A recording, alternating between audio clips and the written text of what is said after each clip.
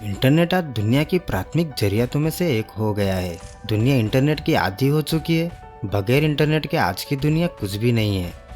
Internet के जरिए आप सेकंड्स में किसी को कहीं भी संदेश भेज सकते हो। आप अपने एजुकेशन, रिसर्च, बिजनेस या दुनिया के किसी भी कोने में अपने जानकार रिश्तेदार से संपर्क करना हो, आप आसानी से कर सकते हो। वैसे ये इंटरनेट है क्या, कहाँ से आता है और इसका मालिक कौन है? तो दोस्तों, इंटरनेट पे किसी एक व्यक्ति, कंपनी या किसी एक देश का एकाधिकार नहीं है। कोई भी इंटरनेट का अकेला मालिक नहीं है। आसान भाषा में कहूँ तो इंटरनेट दुनिया भर के कंप्यूटर, सर्वर्स, डेटा सेंटर्स और हजारों लाखों किलोमीटर बिछी हुई फाइबर ऑप्टिकल केबल से मिलजुल कर बना हुआ एक विशाल नेटवर्क है, जिसे पूरी दुनिया आपस में मिलकर चलाती है। पर दोस्तों, फाइबर ऑप्टिकल केबल का इतना विशाल जाल होने के बावजूद आज भी इंटरनेट की सुविधा दुनिया के बड़े हिस्से तक नहीं पहुंच पाई है। High speed fibre optical internet ज्यादातर बड़े शहरों तक ही सीमित है। छोटे शहरों, गाँवों में इंटरनेट काफी लचर, धीमा, महंगा है या फिर है ही नहीं। इंटरनेट से बहुत से लोग जुड़ना चाहते हैं, पर इंटरनेट आज भी आबादी के बड़े हिस्से के लिए उपलब्ध नहीं है। ऐसी जगह जहां फाइबर ऑप्टिकल केबल नहीं पहुंच पाई है, वहां सिर्फ सैटेलाइट इंटरनेट ही एकमात्र विकल्प रह जाता है। दोस्तों, आप सैटेलाइट इंटरनेट के बारे में तो जानते ही होंगे। सैटेलाइट इंटरनेट का इतिहास तकरीबन 2 दशक पुराना है। सिंगल जियो स्टेशनरी सैटेलाइट वायासेट और ह्यूजनेट ऑलरेडी पृथ्वी की परिक्रमा कर रही है और आज भी इंटरनेट के लिए इस्तेमाल की जा रही है, पर ज्यादा कारगर नहीं है, लिमिटेड है और बहुत ही धीमा। एलन मस्क दुनिया के सबसे अमीर बिजनेसमैन, जिन्होंने हाल ही में सोशल मीडिया प्लेटफॉर्म ट्विटर को खरीदा, और Tesla, the boring company, Neuralink corporation, SpaceX जैसी बड़ी बड़ी कंपनीज चलाते हैं। आज हम एलन मस्क की इन्हीं कंपनी में से एक स्पेसएक्स के स्टारलिंक प्रोजेक्ट की बात करेंगे।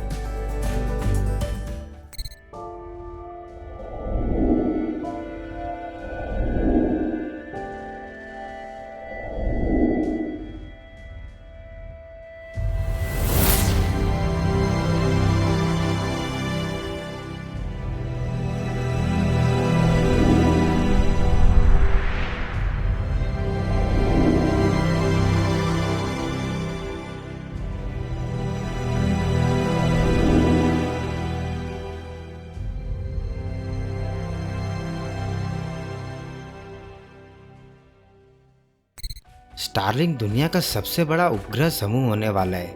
आप इसे इंटरनेट सैटेलाइट का तारामंडल कह सकते हैं। स्टारलिंक के सैटेलाइट लो अर्थ ऑर्बिट में छोड़े गए हैं, जिससे live streaming, online gaming, video call और दुनिया के किसी भी कोने में low latency high speed satellite internet service आपको मिल पाएगी, वो भी बिना किसी रुकावट के। ज्यादातर सैटेलाइट इंटरनेट सेवाएं सिंगल जियो स्टेशनरी सैटेलाइट से आती है, जो लगभग 35,500 किलोमीटर पर पृथ्वी की ऑर्बिट में है, जिसकी वजह से यूजर्स और सैटेलाइट के बीच राउंड ट्रिप डेटा ट्रैवलिंग समय, यानी कि डेटा को धरती से सैटेलाइट और सैटेलाइट से वापस धरती में आने में काफी ज्यादा समय लग जाता है, तकरीबन 600 माइक्रोसेकंड, जिससे आपका live streaming, online gaming, video call या अन्य गतिविधियां करना असंभव हो जाता है। स्टारलिंक हजारों सैटेलाइट्स का कॉन्स्टेलेशन, एक विशाल समूह जो पूरे विश्व को कवर करता है, लगभग 550 किलोमीटर की दूरी पर पृथ्वी के बहुत करीब से परिक्रमा करता है। यही एक वजह है जिससे डेटा को पृथ्वी से सैटेलाइट और सैटेलाइट से पृथ्वी पर राउंड ट्रिप डेटा ट्रैवलिंग समय लगभग 20 से 60 माइक्रोसेकंड। दोस्तों, स्पेसएक्स को 12,000 स्टारलिंक सैटेलाइट्स लो अर्थ ऑर्बिट में छोड़ने के लिए अप्रूवल मिला है। स्पेसएक्स अब तक 3500 से ज्यादा स्टारलिंक सैटेलाइट लो अर्थ ऑर्बिट में छोड़ चुका है और इस काम के लिए लगभग 65 बार स्पेसएक्स लॉन्च व्हीकल ने उड़ान भरी। आने वाले दिनों में हम 38,500 और स्टारलिंक सैटेलाइट को लॉन्च होते हुए देखेंगे। इसके साथ ही भविष्य में स्टारलिंक 42,000 सैटेलाइट का एक विशाल कॉन्स्टेलेशन, यानी कि तारामंडल बन जाएगा। स्टारलिंक सैटेलाइट को आपस में और धरती से जोड़ने के लिए इंटर सैटेलाइट लिंक्स का उपयोग किया गया है, जो डेटा को लेजर बीम के जरिए ट्रांसमिट करता है। पृथ्वी से 550 किलोमीटर दूर स्पेस में स्टारलिंक सैटेलाइट 27,000 किलोमीटर प्रति घंटे की रफ्तार से धरती की परिक्रमा करती है। वहीं स्टारलिंक रिसीवर डिश अपने जीपीएस ट्रैकिंग सिस्टम और रोटेटिंग डीसी मोटर मैकेनिज्म की मदद से ऑटोमेटिकली अपने सबसे करीब रेंज में आने वाली सैटेलाइट से लिंक हो जाती है। स्पेसएक्स लो अर्थ ऑर्बिट सैटेलाइट इंटरनेट की रेस में सबसे आगे निकल चुका है। सिर्फ स्पेसएक्स ही नहीं, वनवेब और अमेज़न भी low earth orbit internet satellite project पर काम कर रही है। वनवेब ने अब तक तकरीबन 502 सैटेलाइट लो अर्थ ऑर्बिट में छोड़ चुकी है। ई कॉमर्स जायंट अमेज़न अब तक एक भी सैटेलाइट लॉन्च नहीं कर पाया है। दोस्तों, किसी भी स्पेस मिशन को पूरा करने के लिए एक सटीक प्लानिंग, जबरदस्त टीम वर्क और खूब सारे पैसे की जरूरत होती है। मॉर्गन स्टैनली के मुताबिक स्टारलिंक प्रोजेक्ट पूरा करने के लिए अंदाजन $60 बिलियन यानी कि इंडिया के लगभग 5 लाख करोड़ का खर्च आएगा। अगर मॉर्गन स्टैनली के आकलन की तुलना की जाए तो दुनिया के 116 देश ऐसे हैं जिनका जीडीपी $60 बिलियन यानी कि 5 लाख करोड़ से भी कम है। वही इलन मस्क स्पेसएक्स ने मॉर्गन स्टैनली के आकलन को नकार दिया है। वे इस प्रोजेक्ट को आधे से भी कम लागत पर पूरा कर लेंगे। ये मुमकिन भी हो सकता है क्योंकि स्टारलिंक स्पेसएक्स का ही प्रोजेक्ट है। स्पेसएक्स खुद ही जब चाहे तब अपने हिसाब से नई तकनीक और कम लागत पर अपने सैटेलाइट ऑर्बिट में भेज सकती है, जबकि बाकी प्रोजेक्ट वनवेब को स्पेस में अपने सैटेलाइट भेजने के लिए दूसरी कंपनी जैसे कि इसरो, स्पेसएक्स, एरियन स्पेस जैसी कंपनी पर निर्भर है, जिससे प्रोजेक्ट पूरा करने में वनवेब को स्टारलिंक प्रोजेक्ट से ज्यादा लागत आएगी। स्टारलिंक इंटरनेट सर्विस दुनिया के कई देशों में शुरू हो चुकी है। फिलहाल भारत में स्टारलिंक इंटरनेट सर्विस नहीं आ पाई है। आने वाले दिनों में जल्द ही भारत सरकार से स्टारलिंक लाइसेंस हासिल कर सकती है।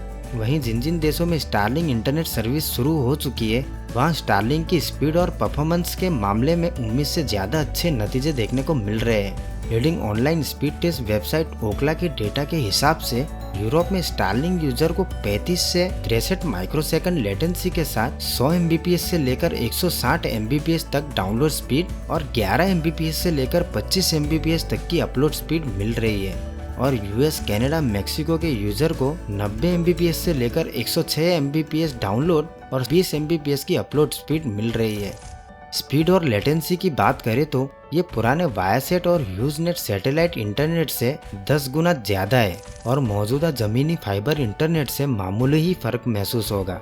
मंथली सर्विस चार्ज और इंस्टॉलेशन किट की कीमत की बात करें तो स्टारलिंक की वन टाइम हार्डवेयर कॉस्ट फिलहाल $599 है, लगभग 50,000 भारतीय रुपये, जिसमें स्टारलिंक राउटर, डिश, केबल वगैरह पूरी इंस्टॉलेशन किट मिलती है। और मंथली इंटरनेट सर्विस चार्ज $110 है, यानी कि भारत के करीब 9,200 रुपये होते हैं।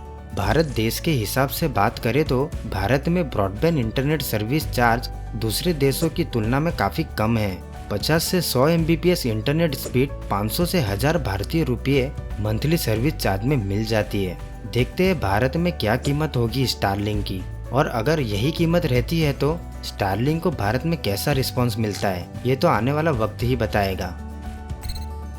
स्पेस डेब्री, स्पेस जंक यानी कि धरतीवासी द्वारा स्पेस में फैलाया गया कचरा कहना भी गलत नहीं होगा।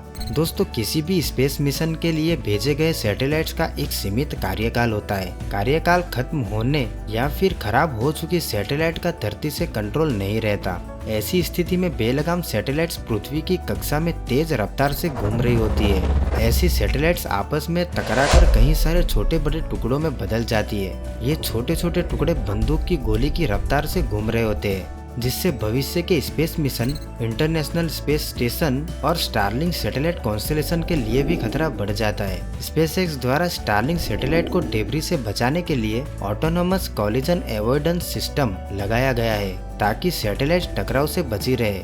वहीं खराब हो चुकी या अपना कार्यकाल पूरा कर चुकी सैटेलाइट खुद ही धरती की ओर बढ़ जाएगी।